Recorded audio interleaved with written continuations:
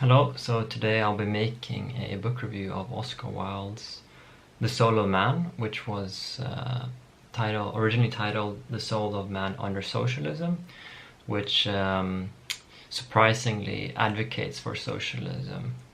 I say surprisingly because I think the conventional image of Oscar Wilde is this upper class snob aristocratic who moves in the upper echelons of society, and probably the last person to sympathize and even advocate for, a movement like socialism, which conventionally is seen as, the movement of the people in the lower strats of society, the workers, the everyday people. So Oscar Wilde means that with socialism, this will free the individual, and specifically the individual's ability and freedom to create artistic work. So this goes against the conventional view of socialism, and I think one of the reasons why this text is so interesting is because we usually think of socialism as a collective movement where the collective is placed above the individual, but Oscar Wilde means the opposite. No, socialism would benefit and focus and emphasize the individual. Only under socialism could the individual flourish. And I think this sort of turning a conventional view of thing on its head, claiming it's the opposite, like Oscar Wilde says that socialism would promote not collectivism but individualism, is very in the spirit of Oscar Wilde. Many of his witty aphorisms take a conventional moral view and turns it on its head. So for example, in one of his plays, I don't remember which one, he says divorces are made in heaven. And so the original saying, or the conventional saying, is that marriages are made in heaven. But now he flips it and says it's the opposite, not marriage, but divorce. So in what way does Oscar Wilde think that socialism would benefit the individual? Well, he means that the private property and materialism under the capitalist age has made humans worship private possession, and sort of this materialism, which he sees as the opposite of the individual's spirit of self-realization. So Oscar Wilde writes, "For the recognition of private property has really harmed individualism and obscuring it. By confusing a man with what he possesses, it has led individualism entirely astray. It has made gain, not growth, its aim. So that man thought that the important thing was to have, and did not know that the important thing is to be." So here, I think this also goes against the conventional view of Oscar Wilde. Oscar Wilde as this very sort of this dandy who focuses a lot of attention on his outer character, clothing, mannerisms, and possession, I would say. That's the conventional view of a dandy. But here he says he goes against this, saying that that these things should not be confused with a person's inner development. And this is what capitalism has done. It has confused, he says in this quote, confused personal growth with material growth. So when I was reading this text by Oscar Wilde, I was thinking of this conception we have in Scandinavia, and I think in the Western world, where, or at least here in Sweden, when we say self-realization, this självförverkligande in Swedish, it means career. So we find that we connect personal development with a career, the material, the economic, and see the individual only growing and gaining experience from work. And I think this is connected with the spirit of capitalism, and specifically with Max Weber, a German sociologist. He claimed that capitalism was connected to the Protestant ethics, which was the dominant form of Christianity in Northern Europe, and this Protestant ethics, it is basically a cult of working, of postponing enjoyment in the now to save up for the future, always working now to have a better future. So I think this relates to what Oscar Wilde is saying, with that in our capitalist day we have confused personal development with career and work, and not seeing that a person's development can also lie outside of work, and in his or her hobbies, and making art or writing, these things which are done in the free time. So another aspect of socialism which Oscar Wilde presents here, besides the abolition of the materialism of capitalism, is also the abolition of work. He means that under a modern socialism in the modern world, machines will do the mechanical work instead of humans. And so he's referring to, he's writing sort of in the beginning stages, or not the beginning, but middle stages of industrialism, where these new machines are coming about. And he writes, the Greeks were right, civilization needs slaves. Unless there are slaves to do the horrible, uninteresting work, culture and contemplation are impossible. Oscar Wilde means in this context that these new slaves, they won't be humans like the Greeks, during the Greeks and the Romans, which whole economy was built on slavery. But these new slaves will be the machines. The machines will do these mechanical work for us, and people will be liberated from this unpersonal mechanical work and have time to develop on their personal and artistic sides. So when I was reading this, my thoughts went to AI. A lot of conversations about AI are very negative, saying that AI will replace humans.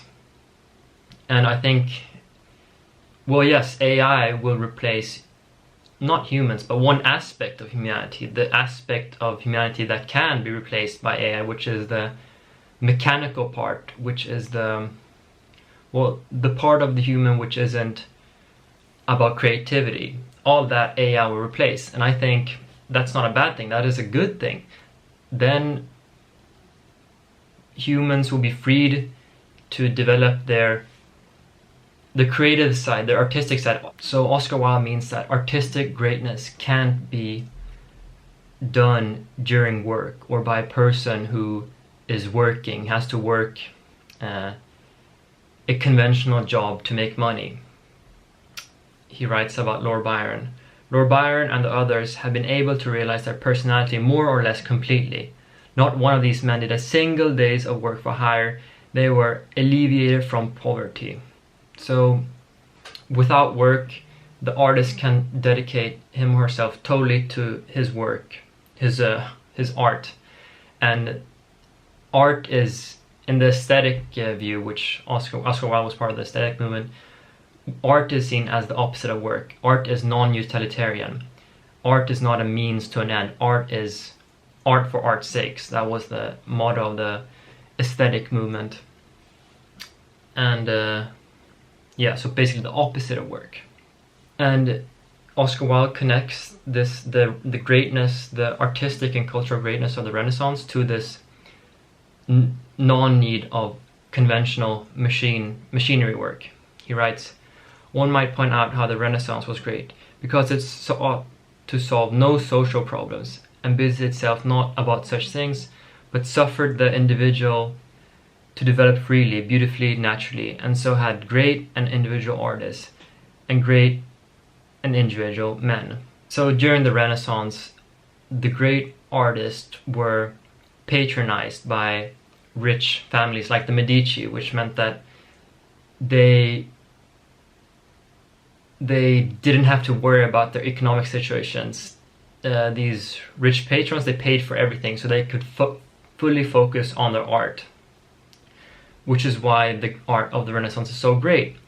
And compared to our more modern times, where these patrons don't really exist and everyone, including the artists, are forced to work. For example, Franz Kafka, he worked as a clerk his whole life, and I think this is one of the reasons why Kafka's body of work is so small and so incomplete. He had to work a full-time job, and he was only able to write at nights when he was exhausted, and thereby couldn't finish his work, couldn't write as much. And just imagine if during his time there existed patrons like the Medici who said, "Oh, Kafka, you don't have to work, you can focus entirely on your art." Maybe he would have completed more of his work and written more. So in this way, Oscar Wilde means that work is it is disastrous, and it destroys the artistic productivity and creation and spirit. Another aspect of this is that artists today have to worry about public opinion and public reception, since they make money from the art. So if people don't buy the art, they won't make any money and won't make a living. Oscar Wilde writes, "The artist should create his artwork for his own pleasure without the opinion of the public."